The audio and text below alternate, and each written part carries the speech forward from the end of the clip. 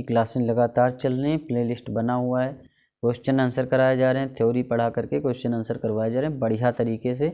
तो आप लोगों ने पिछली क्लासेज नहीं देखी हैं तो जा कर के देखिए, प्लेलिस्ट बना हुआ है। एंशियंट हिस्ट्री का अलग है, मिडिवल का अलग है, मॉडर्न का अलग है, तो ये सारी चीज़ें हैं। एपीएस के लिए शॉर्ट हैंड सीखना चाहते हैं उसका प्लेलिस्ट बना हुआ है। मोटिवेशन की वीडियो चाहिए आर के लिए जा कर के देख सकते हैं, सारी चीज़ें हैं और सब चीज़ें चल रही लगातार। टेस्ट सीरीज हिंदी की चल रही, जीके की चल रही, आपके आर यूपीपीएससी आर के लिए, तो ये सारी चीज़ें हैं। घटना चक्र आपके यूपीपीएससी के लिए बहुत ही ज़्यादा इंपॉर्टेंट है, ठीक, आर के लिए, एपीएस के लिए, हर एग्जाम के लिए इम्पोर्टेंट है। घटना चक्र पढ़ते हैं, फालतू की चीज़ें नहीं पढ़ते हैं, ठीक, तो जाहिर सी बात आप सिलेक्शन लेंगे। चलिए शुरू करते हैं। फिलहाल बिना आपका टाइम वेस्ट के, बिना किसी देरी के चैनल को आप लोग सब्सक्राइब कर लीजिए, क्योंकि यहाँ आपको आपके मतलब की चीज़ें मिलने वाली हैं। देखिए, गौतम बुद्ध का जन्म कपिलवस्तु के निकट लुम्बिनी में 563 ईसा पूर्व में हुआ था। कब हुआ था? 563 ईसा पूर्व, मतलब ईसा मसीह का जन्म, ठीक, जीरो है, जीरो के पीछे जब जाएंगे यहाँ ईसा मसीह का जन्म होता है, इसके पीछे जब जाएंगे 563 साल पहले, तब जन्म हुआ था आपके बुद्ध भगवान का। और कहाँ हुआ था? कपिलवस्तु एक जगह है, वहाँ पर लुम्बिनी जो कि नेपाल में पड़ता है, कपिलवस्तु आपका नेपाल में पड़ता है, लुम्बिनी एक जगह, वहीं पर इनका जन्म हुआ था। उनके पिता शुद्धोधन जो थे वो साक्यगढ़ के प्रधान थे, साक्यगढ़ के प्रधान थे, तथा माता जो है उनकी माया देवी अथवा महामाया कोली गणराज कोली वंश की कन्या थी। कहीं कहीं माया देवी होगा, कहीं कहीं महामाया होगा, तो कोई दिक्कत की बात नहीं है, कोली वंश की थी, याद रखिएगा। गौतम बुद्ध के बचपन का नाम क्या था? सिद्धार्थ था। इनके बचपन का नाम सिद्धार्थ था। इनके जन्म के कुछ दिनों के बाद ही इनकी माता का देहांत हो जाता है, ठीक। अतः इनका लालन पालन, मतलब जो इनकी देख रेख होती है, सारी चीज़ें इनकी मौसी होती हैं, प्रजापति गौतमी उनका नाम होता है, वो करती हैं। इनका विवाह 16 वर्ष की आयु, 16 वर्ष की आयु में, अल्प आयु में ही शाक्य कुल की कन्या यशोधरा के साथ हो जाता है। उत्तरकालीन बौद्ध ग्रंथों में यशोधरा के अन्य नाम हैं। यशोधरा के कौन कौन से नाम हैं उत्तरकालीन बौद्ध ग्रंथ में? गोपा, बिंबा, बदखच्छना, ये सब इनके नाम मिलते हैं यशोधरा के। इनके पुत्र का नाम राहुल था, ठीक। बुद्ध के जीवन में 4 दृश्यों का अत्यधिक प्रभाव पड़ता है। कौन कौन से दृश्य थे जो कि बुद्ध के जीवन पर बहुत महत्वपूर्ण जो है प्रभाव डालते हैं? एक तो वृद्ध व्यक्ति, बीमार व्यक्ति, मृतक और प्रसन्नचित्त सन्यासी। वृद्ध व्यक्ति, बीमार व्यक्ति और मृतक और प्रसन्नचित्त सन्यासी, ये बहुत ही ज़्यादा जरूरी है, आ सकते हैं क्वेश्चन। सिद्धार्थ ने पत्नी एवं बच्चों को सोते हुए छोड़कर गृह त्याग कर दिया। गृह त्याग के समय सिद्धार्थ की आयु 29 वर्ष थी। बौद्ध ग्रंथों में गृह त्याग को क्या कहा गया है? जो बौद्ध ग्रंथ हैं आपके, उसमें गृह त्याग को कहा गया है महाभिनिष्क्रमण, इसी की संज्ञा दी गई है। सांख्य दर्शन के आचार्य थे आलार कलाम, सांख्य दर्शन के आचार्य आलार कलाम थे, और उन्हीं से वैशाली के समीप इनकी मुलाकात होती है।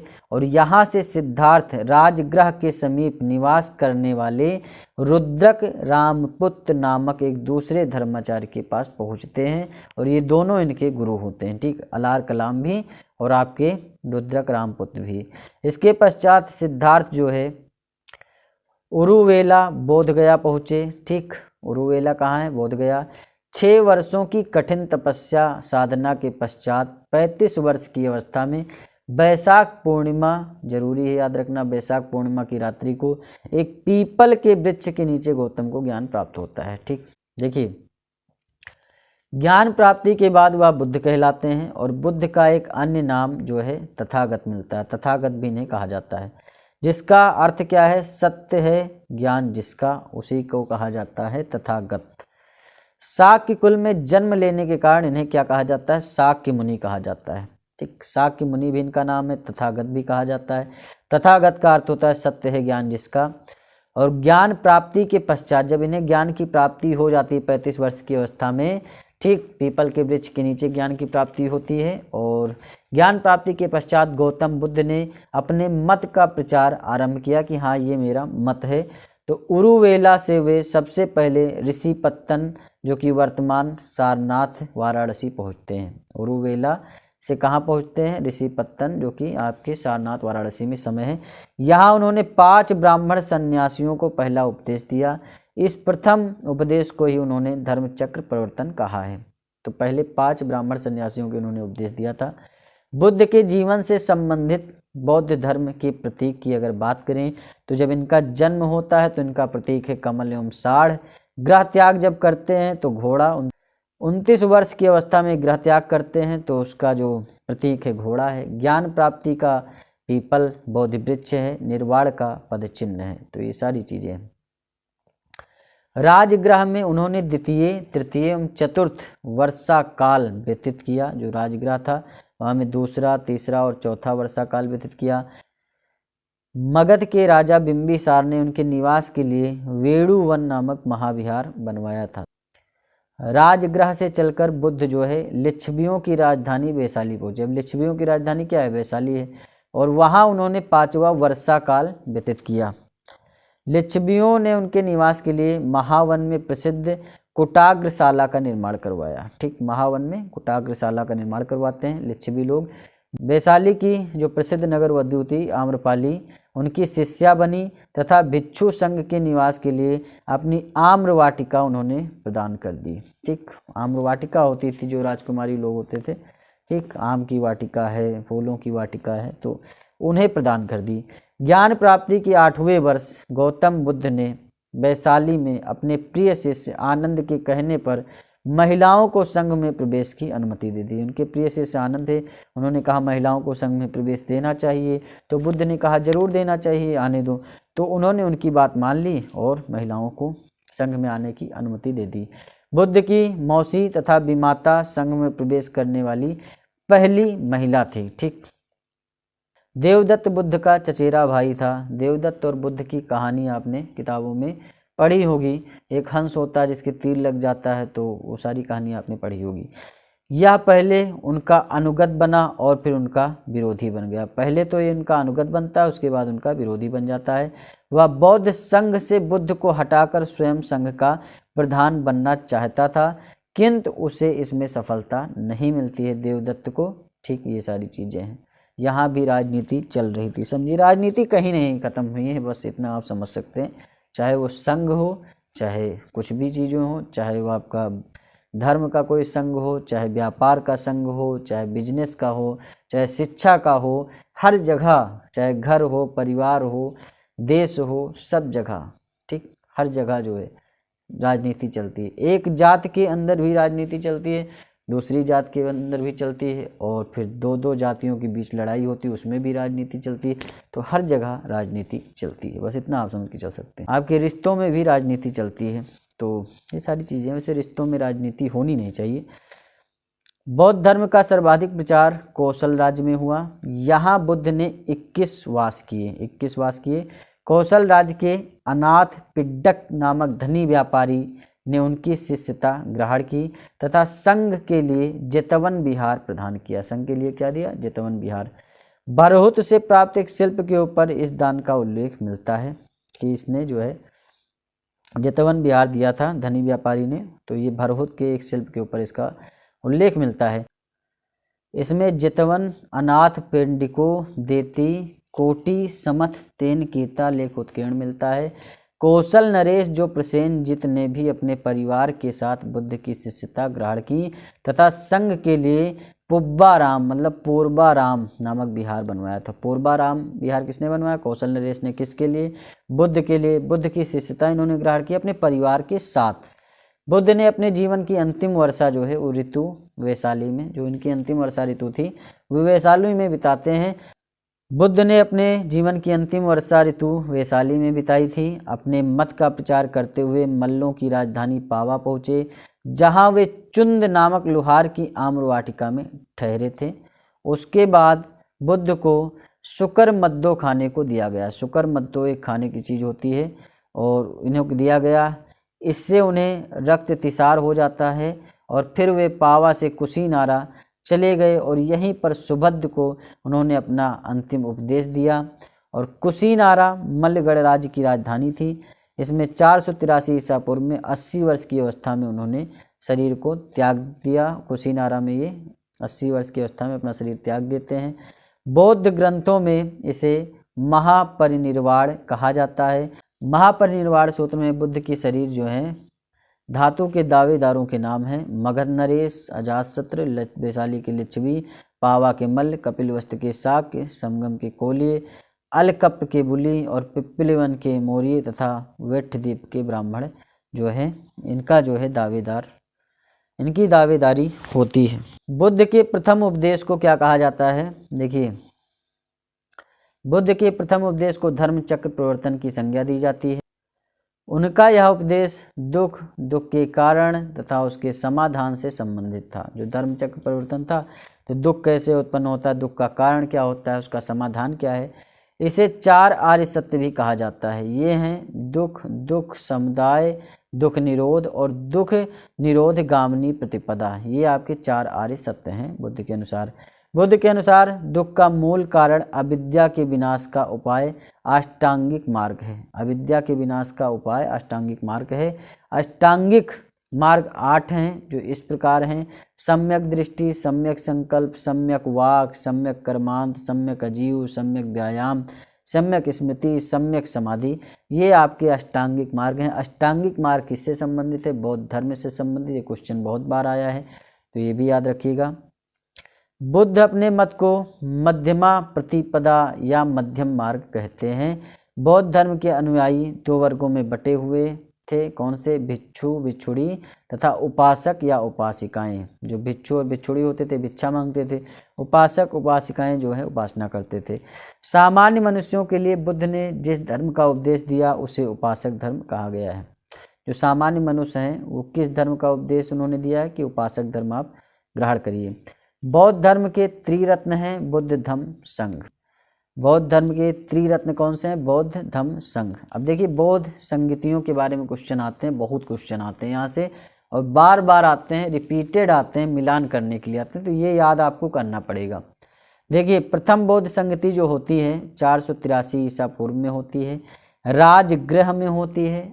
अध्यक्षता जो है वो आपके महाकश्यप जी करते हैं, और उस समय शासक अजातशत्रु थे।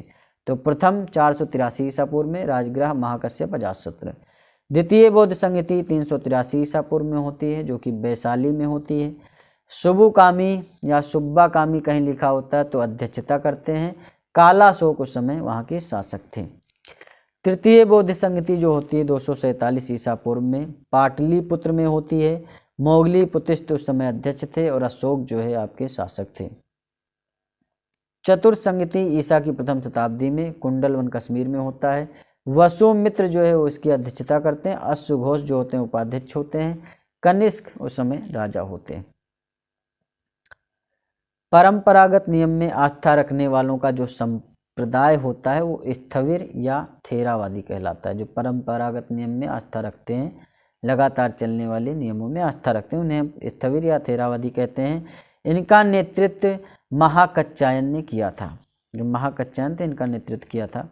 परिवर्तन के साथ नियम को स्वीकार करने वालों का संप्रदाय जो है महासंघिक कहलाता है, कि परिवर्तन के साथ नियम को स्वीकार करिए, परिवर्तन करते रहिए, तो महासंघिक कहलाता है। इनका नेतृत्व महाकश्यप ने किया था। देखिए, जो परंपरागत नियम में आस्था रखते थे कि जो चला आ रहा है वही चलेगा, उन्हें थेरावादी स्थविर कहा जाता है। इनका नेतृत्व महाकच्चायन ने किया। जो नियम के साथ परिवर्तित होते चले गए उन्हें महासंघिक कहा गया, और इनका नेतृत्व महाकश्यप ने किया।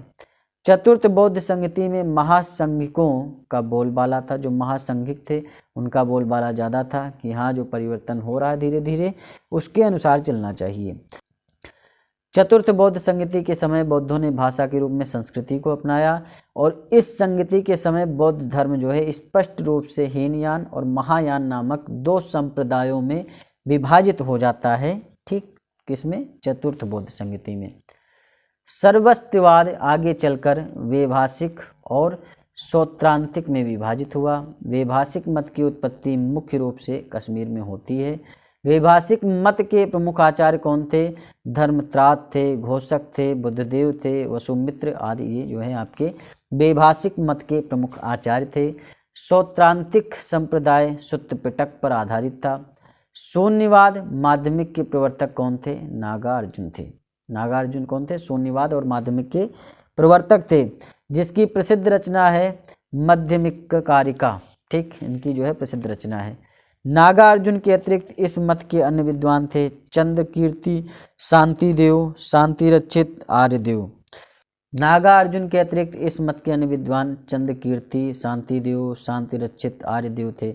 नागार्जुन की तुलना मार्टिन लूथर से की जाती है। जो नागार्जुन है उनकी तुलना किससे की जाती है? मार्टिन लूथर से। ह्वेनसांग ने उसे संसार की 4 मार्गदर्शक शक्तियों में से एक कहा है।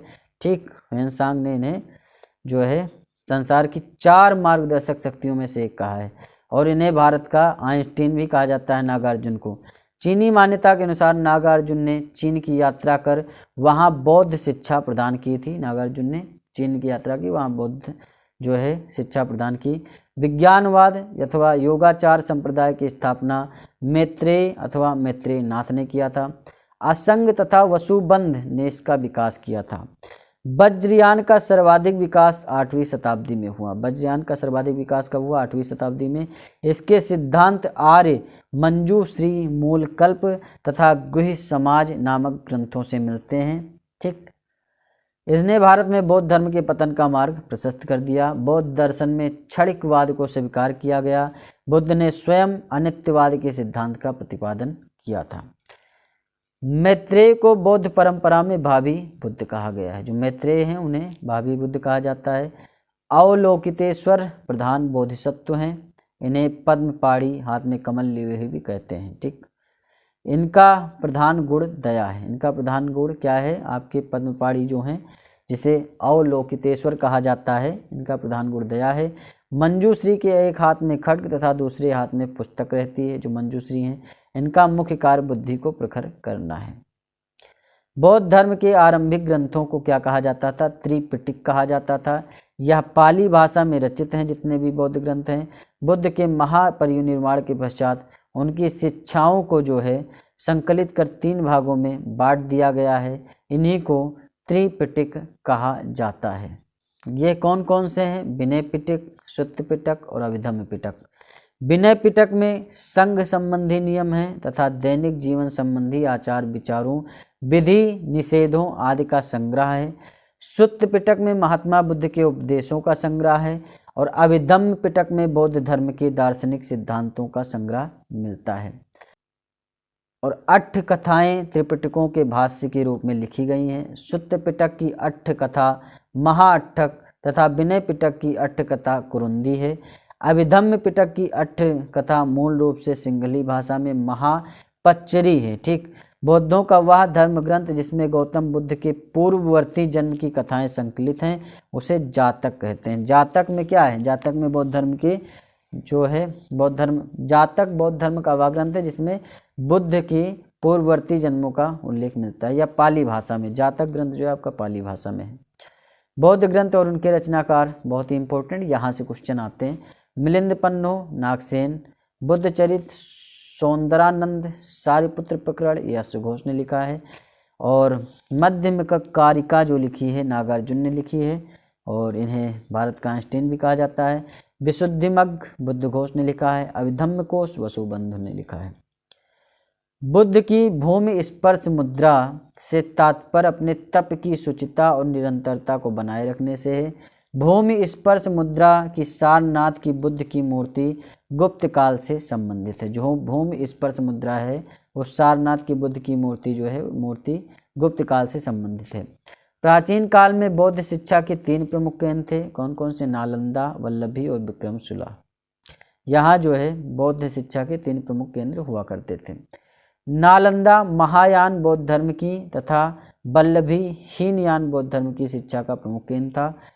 और विक्रमशिला महाविहार की स्थापना पाल नरेश धर्मपाल ने की थी। उसने यहाँ मंदिर तथा मठ भी बनवाए थे आपके धर्मपाल ने। 5वीं शताब्दी के मध्य गुप्तों के समय में नालंदा विश्वविद्यालय अस्तित्व में आता है। 5वीं शताब्दी में सर्वप्रथम कुमारगुप्त एक ने नालंदा बौद्ध विहार को दान दिया तथा बाद में बुद्धगुप्त, तथागत गुप्त और बालादित्य नामक गुप्त शासकों ने भी इस विहार को दान दिए। ठीक, नौ नालंदा महाविहार बौद्ध अध्ययन का आधुनिक केंद्र था, जिसे बिहार सरकार ने वर्ष 1951 में नालंदा में स्थापित किया था। ठीक, चैत्य का शाब्दिक अर्थ चिता संबंधी होता है। चैत्य का शाब्दिक अर्थ क्या है? चिता संबंधी। 100 दाह के पश्चात बचे हुए अवशेषों को भूमि में गाड़कर उनके ऊपर जो समाधियां बनाई गई उन्हीं को प्रारंभ में चैत्य या स्तूप कहा जाता है। ठीक, जो आपका जल जाता है उसके बाद जो उसकी जो आपकी राख बचती है 100 दाह के पश्चात जो अवशेष बचते हैं थोड़े बहुत, तो उसको रख करके उस पर जो समाधि बनाई जाती है उसी को चैत्य या स्तूप कहा जाता है। और इन समाधियों में महापुरुषों के धातु अवशेष सुरक्षित थे, अतः चैत्य उपासना के केंद्र बन गए। चैत्य ग्रहों के समीप ही भिक्षुओं के रहने के लिए आवास बनाए गए, जिन्हें विहार कहा गया। सर्वप्रथम स्तूप शब्द का वर्णन ऋग्वेद से प्राप्त होता है। इसके अतिरिक्त अथर्ववेद, वाजसनेयी संहिता, तैत्तिरीय ब्राह्मण संहिता, पंचविंश ब्राह्मण आदि ग्रंथों से स्तूप के संबंध में जानकारी मिलती है। स्तूप का शाब्दिक अर्थ है किसी वस्तु का ढेर। स्तूप का मतलब क्या होता है? किसी वस्तु का ढेर। कभी भी आ सकता है आपके, कभी भी किसी भी एग्जाम में आ सकता है कि स्तूप का अर्थ क्या होगा। स्तूप का विकास ही संभवतः मिट्टी के ऐसे चबूतरे से हुआ है जिसका निर्माण मृतक की चिता के ऊपर अथवा मृतक की चुनी हुई अस्थियों के रखने के लिए किया जाता है। ठीक, कालांतर में बौद्धों ने इसे अपनी संघ पद्धति में अपना लिया। इन स्तूपों में बुद्ध अथवा उनके प्रमुख शिष्यों की धातु रखी जाती थी, अतः वे बौद्धों की श्रद्धा और उपासना के प्रमुख केंद्र बन गए। स्तूप के 4 भेद होते हैं: शारीरिक स्तूप, परिभोगिक स्तूप, उद्देशिका स्तूप और पूजार्थक स्तूप। तो ये आपके स्तूप के 4 प्रकार हैं। गौतम बुद्ध को एशिया के ज्योतिपुंज के तौर पर लाइट ऑफ एशिया के रूप में जाना जाता है। गौतम बुद्ध के जीवन पर एडविन अर्नाल्ड ने लाइट ऑफ एशिया नामक काव्य पुस्तक की रचना भी की है। किसने की है? आपके एडविन अर्नाल्ड ने। गौतम बुद्ध के जीवन पर आधारित है। महापरिनिर्वाण मंदिर जो है उत्तर प्रदेश के कुशीनगर जिले में है। मंदिर में स्थापित भगवान बुद्ध की मूर्ति 1876 में उत्खनन के द्वारा प्राप्त की गई थी। इस मंदिर में भगवान बुद्ध की 6.10 मीटर ऊंची मूर्ति लेटी हुई मुद्रा में रखी है।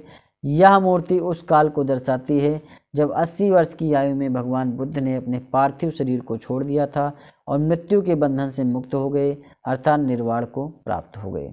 तो ये उस समय की मूर्ति है। अब देखिए, यहाँ आप हीनयान और महायान में अंतर देख सकते हैं। हीनयान का शाब्दिक अर्थ होता है निम्न मार्ग और महायान का शाब्दिक अर्थ होता है उत्कृष्ट मार्ग। देखिए, इसमें महात्मा बुद्ध को एक महापुरुष माना जाता है हीनयान में, जबकि महायान में उन्हें देवता माना जाता है।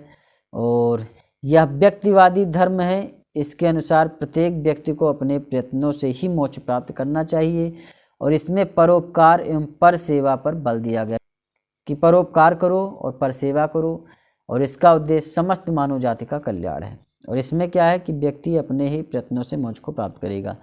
यह मूर्ति पूजा एवं भक्ति में विश्वास नहीं करता है, और जबकि यह आत्मा एवं पुनर्जन्म में विश्वास करता है। इसकी साधना पद्धति अत्यंत कठोर है तथा यह भिक्षु जीवन का समर्थक है। इनके सिद्धांत सरल हैं एवं सर्वसाधारण के लिए सुलभ हैं।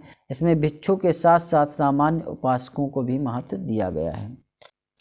इसका आदर्श आहर्त पद को प्राप्त करना होता है। इसका आदर्श बोधिसत्व है। इसके प्रमुख संप्रदाय हैं वैभाषिक और सौत्रांतिक, और इसके प्रमुख संप्रदाय हैं शून्यवाद, माध्यमिक तथा विज्ञानवाद, योगाचार। ये आपके जो है अंतर हो जाते हैं हीनयान और महायान में। तो यहाँ से क्वेश्चन आंसर चालू होंगे। आप लोग आशा करते हैं बढ़िया से पढ़ रहे होंगे।